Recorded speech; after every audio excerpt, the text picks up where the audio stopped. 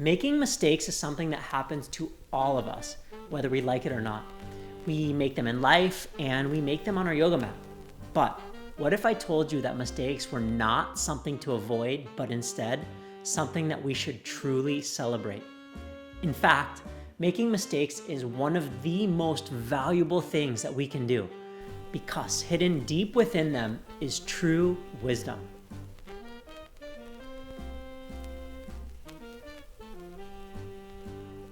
Mistakes are part of life, and they're necessary for our growth. Today, I'm going to prove to you why that's true and how we can actually lean into our mistakes to extract their deep wisdom so that we can navigate life better, with greater confidence, with more clarity, and with the support of the yoga tradition. I'm pretty excited to share this with you because the reality is when we burden ourselves with perfection, something I see way too often, and we avoid making mistakes, we're actually doing more harm than service. When did we start worrying so much about making mistakes? Was it in school when we received a bad grade, or the first time we ran a red light or got a parking ticket? Maybe it was that awkward date when we said something wrong, or maybe we gave a good friend bad advice. I hate to do this to you, moms and dads of the world. I think it was a little bit earlier in life, and well, you might be at least partially responsible. I mean, think about it. As babies, we are professional mistake makers. We drool, we stumble, we fall, we drop food, we cry, and for a while, it's a bit adorable. People laugh, they take photos, they maybe even encourage that behavior, but then something shifts. We discover how to be, how can I put it, annoying. We learn to scream, manipulate, throw temper tantrums, push buttons. And in that process, we get introduced to the concept of right versus wrong. As we get older, we learn to walk, talk, and the power of words. We learn that we can ask for whatever it is that we need, and in some ways get the sense of controlling the world around us. And in that same time, we discover the word sorry. And what a simple word, but such utility it holds. We can say sorry, and then suddenly whatever we did wrong is not as bad. I mean, how convenient is that? So of course we get hooked. We become addicted, and the next thing you know, we are experts at saying sorry. More time passes, and our sense of self, our confidence, our ego takes shape, and we eventually get tired of making mistakes. We start judging ourselves for making mistakes, critiquing our actions, trying as hard as we can to be a little more perfect. But as that happens, something else shifts, and that word sorry becomes the one thing that we try to avoid. And we forget in that moment that mistakes can actually be a pretty damn good thing. Now, let me pause for a second. If you're new to this channel, you might be wondering, why is this yoga teacher talking about mistakes like he's giving a psychology lecture? Well, here's the thing. I've been practicing and teaching yoga for nearly 20 years. I've taught tens of thousands of classes all over the world, and I spend just as much time digging into the philosophy and psychology of yoga as I do practicing the physical postures.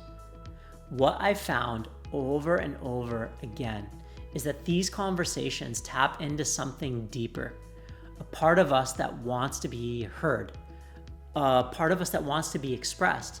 And whether you realize it or not, there's a reason why you're watching this. Because here's the truth. When the yoga practice starts to feel old, or when the body needs a break, that deeper part of you doesn't stop seeking something else out. It still wants meaning, it still wants connection, it still wants growth, and that's why yoga has always been more than stretching. It's about training the mind to navigate life. And life is full of mistakes. So when I connect making mistakes to yoga's wisdom, it's not abstract, it's lived reality. It's years of practicing, messing up, reflecting, teaching, and then messing up again. And so you may be thinking, I don't care that I make mistakes, but my question to you is this: what are you doing with those mistakes that you make? Are you writing them off as something to avoid in the future, or are you actually learning from them? Or better yet, what if I was to push back a bit? Can you honor them? Can you have reverence for those mistakes or even be grateful that they show up? Here's why this is important. When we live in fear of making mistakes, we shut down curiosity completely. We stop experimenting in life and we play really small. There's an incredible book called Zen Mind, Beginner's Mind by Shunryu Suzuki. If you haven't read it, I highly recommend it. He says in the book, in the beginner's mind, there are many possibilities. In the expert's mind, there are few. So as we get older, our scope of the world might be broader, but it also has become more and more shallow. And that fear of making mistakes inhibits us from digging deep. And in yoga, at its core, it's a system designed to dig deep, to help us observe, to learn, and to adapt. Look at it this way. How do we know when we're in the proper alignment for our body? How do we know if we're breathing right? Often the answer is that we don't know. Often we just do it wrong. We mess up, we make mistakes, and we learn what doesn't feel right. And from there we adjust, which means mistakes aren't the enemy, they're the raw material of wisdom. The yoga tradition gives us a roadmap with 4 stages of wisdom, a framework that we can use to turn our mistakes into growth. The first step is simply noticing that something's off. Maybe you snap at a friend for asking a harmless question, or you feel unusually impatient sitting in traffic.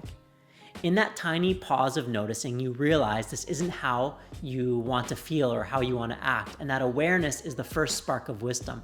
Without noticing it, nothing can shift. Next, we ask why. What led to this reaction? Perhaps you slept poorly, you skipped breakfast, or you're carrying stress from an earlier conversation. I mean, we don't just wake up cranky, there's always a cause. And by tracing it, we get a map of how the mistake formed. From there, we clarify the alternative in our mind. If frustration is the problem, what do we actually want to feel like instead? Maybe to feel calm during a meeting, patient with family members, clear-headed before making decisions. The mistake gives contrast, and the contrast reveals the goal. And then finally, we ask, what will get me there? The answer might be practical, like going to bed early, eating a real breakfast, taking 3 breaths. These small tools and habits become the methods for change. And here's the beauty. This is the very cycle yoga is built on. See the problem, trace its cause, envision the solution, and take steps towards it. Mistakes stop being obstacles and instead become teachers pointing us the way forward. So let me ask you this. When was the last time you made a mistake? What did you do? Did you criticize yourself or did you embrace it? Maybe you have some tools that you use to be more open to making mistakes and taking insight from them. Feel free to share them in the comments. I'm sure others would love to learn from you.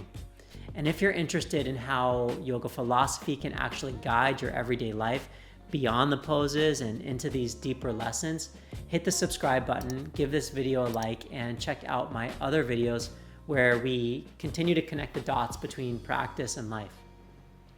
So the next time you mess up, don't rush to say sorry and try not to sweep it under the rug. Instead, pause, take a breath, notice it, study it, reflect upon it, because every mistake is pointing you towards something, a cause, a goal, and a way forward. And that's not something to apologize for. That's something to thank.